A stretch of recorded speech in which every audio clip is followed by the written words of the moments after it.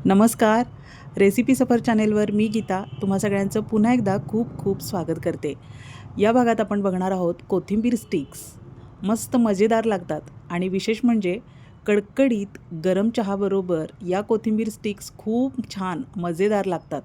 अगदी खुसखुशीत कुरकुरीत लागतात आणि 8-1 दिवस तरी सहज टिकतात. प्रवासात न्यायलासुद्धा मस्त ही रेसिपी आणि त्याचबरोबर आपल्याला संध्याकाळी चहाबरोबर असं काहीतरी खायला हवं असतं, कुरकुरीत आणि खमंग. या स्टिक्स त्यासाठी अगदी योग्य आहेत. तर चला बघूया तयारी. स्वच्छ धुवून चिरून घेतली आहे कोथिंबीर. आपल्याला ज्या प्रमाणात स्टिक्स बनवायचे आहेत त्या प्रमाणात कोथिंबीर घ्या आणि त्यात आता चवीप्रमाणे मिरची आणि आलं लसूण घालायचे.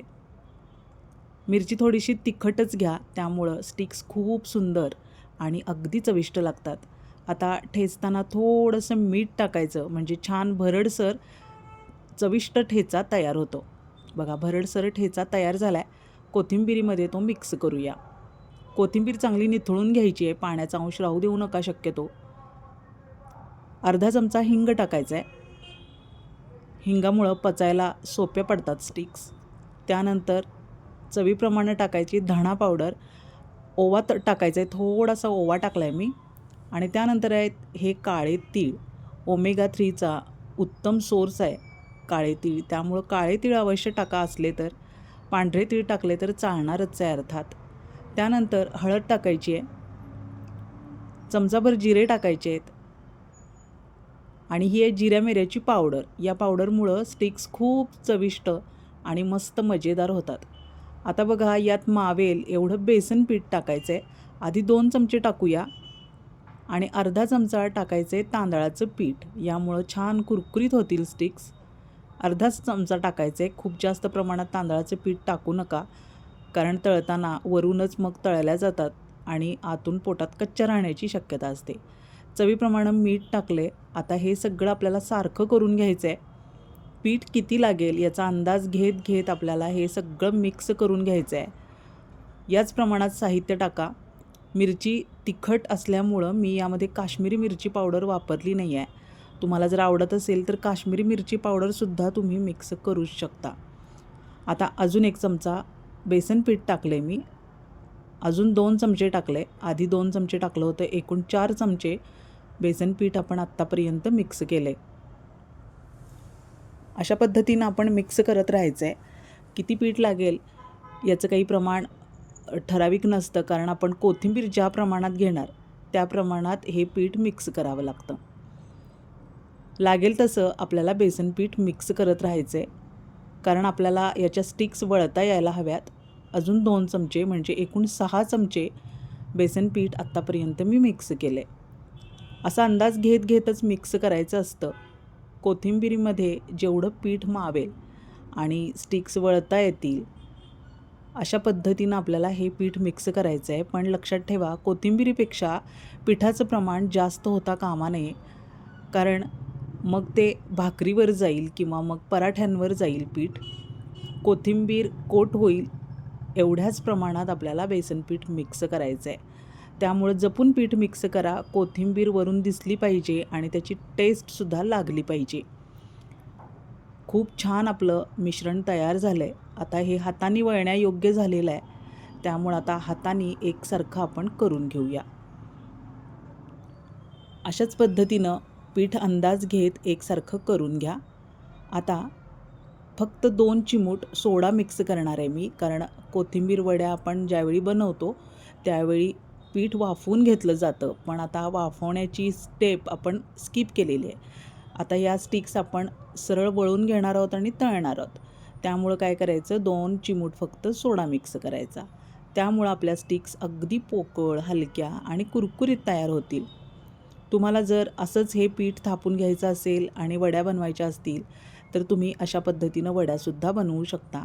थोडासा तेलाचा हात घ्यायचा आहे आणि स्टिक्स बनवून घ्यायचे आहेत.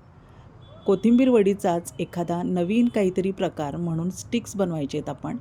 चहाबरोबर खायला अशा सोयीच्या होतात आणि मस्त मजेदार लागतात. अशा पद्धतीनं नक्की बनवा. आता तेल चांगलं कडकडीत तापवायचं आहे आणि त्यानंतर गॅस मिडियम करायचा आहे. खूप मोठ्या गॅसवर तळायच्या नाहीत, कारण मग वरूनच फक्त तळल्या जातात आणि पोटात कच्च्या राहण्याची शक्यता असते. त्यासाठी आपल्याला काय करायचं, गॅस मिडियम करायचा आणि मिडियम गॅसवर टाकल्याबरोबर लगेचच उलटवण्याचा प्रयत्न करायचा नाही. स्टिक्स टाकल्याबरोबर जर तुम्ही उलटवण्याचा प्रयत्न केलात तर त्या लगदा होण्याची किंवा मग मोडण्याची शक्यता असते. त्यामुळं 1.5-2 मिनिट थांबायचं आणि थोड्याशा कठीण दिसत आहेत असं दिसायला लागलं की मगच त्या उलटवण्याचा प्रयत्न करायचा आहे. कुठलीही तळणीची गोष्ट 1.5-2 मिनिट थांबल्यानंतरच उलटवून घ्यायची असते. खूप जास्त तेल घ्यायची गरज नाही. बघा, मी अगदी मीडियम प्रमाणात तेल घेतलं आहे. स्टिक्स बुडतील एवढंच तेल घेतलेलं आहे. आता बघा, सहज उलटवल्या जात आहेत. अशा पद्धतीनं त्या सावकाश उलटवून घ्यायच्या. मस्त मजेदार लागतात. कारण आजकाल जॉब करणारी जी मुलं असतात त्यांना संध्याकाळच्या वेळी खायला काहीतरी हवं असतं. त्यामुळं 4-1 दिवस टिकणारी अशी एखादी रेसिपी हाताशी असावी. तर बघा, अशा पद्धतीनं स्टिक्स आपण उलटवून घेतो आहोत. गॅस मिडियम करायचा आहे, त्यामुळे त्या छान आतून क्रिस्पी होतील. आता अशाच पद्धतीनं मी दुसऱ्या स्टिक्स वळून घेतलेल्या आहेत आणि त्या आपण तेलात टाकून घ्यायच्या आहेत. तुम्हाला जर अशा स्टिक्स वळायला वेळ नसेल तर हेच पीठ आपण ताटात थापू शकतो आणि वाफवू शकतो. आता बघा, स्टिक्स वळणं सोपं जावं यासाठी मी तांदळाच्या पिठाचा हात लावला आहे. त्यामुळं बघा, हाताला चिकटत नाही आहे आणि सहज वळल्या जात आहेत. अशा पद्धतीनं सुद्धा तुम्ही बनवून तळू शकता. व्हिडिओ आवडला असेल तर एक लाईक जरूर करा आणि हाईप द्यायला विसरू नका. रेसिपी सफर चॅनेल अजून तुम्ही सबस्क्राईब केलं नसेल तर सबस्क्राईब करा आणि रेसिपी शेअर करा. बघा कशा सुंदर आणि खुसखुशीत बनल्या आहेत स्टिक्स. अशा पद्धतीनं नक्की बनवून बघा आणि चहाबरोबर मस्त मजेदार स्टिक्सचा आनंद घ्या. हळुवारपणाने उलटवून घ्यायचे आहेत आणि तेलात तळल्यामुळं खूप छान लागतात. आता ही रेसिपी बनवताना मिरच्या थोड्याशा तिखटच घ्या. तिखट झणझणीत स्टिक्स खूप छान लागतात. थंडीच्या दिवसात असा कडकडीत गरम चहा आणि मस्त झणझणीत कोथिंबीर स्टिक्स नक्की बनवा आणि बनवल्यानंतर कमेंटमध्ये नक्की सांगा की कशा बनल्या. व्हिडिओ आवडला असेल तर एक लाईक करा आणि हाईप द्यायला विसरू नका. अशाच नवनवीन सुंदर रेसिपी सफर चॅनेलवर अपलोड होतच राहतील. बघायला विसरू नका. आता एक स्टिक मी तुम्हाला मोडून दाखवणार आहे. आतपर्यंत छान पोकळ आणि सुंदर झाली आहे. बघा, मस्त मजेदार स्टिक्स तयार आहेत. अशा पद्धतीने नक्की बनवा. छान झाले आहेत. बघा, अगदी कुरकुरीत व्यवस्थित तळल्यामुळं 4 ते 8 दिवस तरी नक्कीच टिकतात. प्रवासात न्यायलासुद्धा सोप्या आहेत आणि स्टोअर करायला अगदीच छान आहेत. अशा पद्धतीनं नक्की बनवा आणि मस्त मजेदार स्टिक्सचा आनंद घ्या. तोंडी लावणं म्हणूनसुद्धा अर्थातच आपण खाऊ शकतो. पुन्हा भेटूया पुढच्या भागात. धन्यवाद.